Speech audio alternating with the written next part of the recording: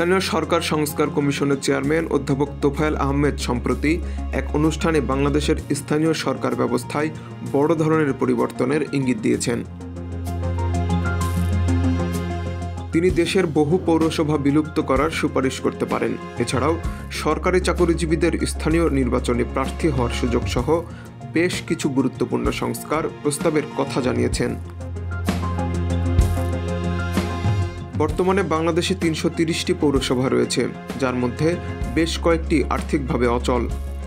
এসব পৌরসভা বেতন ভাতা প্রদান করতে সক্ষম নয় এবং বেশিরভাগ পৌরসভাই কেন্দ্রীয় সরকারের ওপর নির্ভরশীল।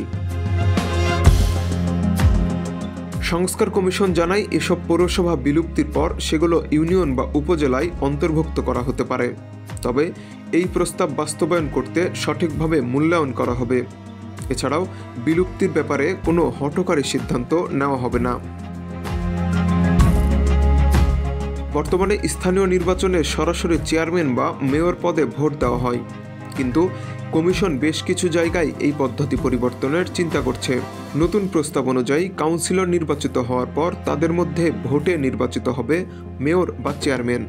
এতে স্থানীয় সরকারের কার্যকারিতা বৃদ্ধি পাবে এবং একক ক্ষমতার প্রতি সীমাবদ্ধতা আসবে।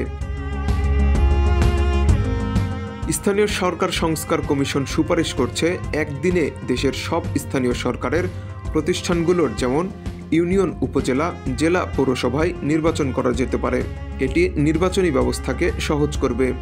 তবে একই দিনে নির্বাচন পরিচালনা করার ক্ষেত্রে কিছু চ্যালেঞ্জও রয়েছে, বিশেষত সহিংসতা নিয়ন্ত্রণের ক্ষেত্রে।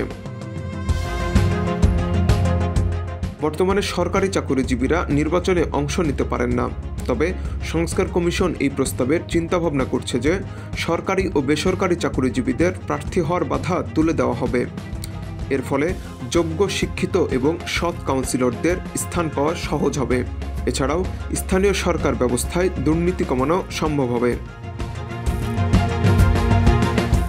কমিশন আরও কিছু সুপারিশ করছে, যেমন স্থানীয় সরকার নির্বাচনে দলীয় প্রতীক বাতিল করা, সংসদ সদস্যদের স্থানীয় সরকারের উপর প্রভাব কমানো সহ আরও কিছু সুপারিশ করার কথা ভাবছে।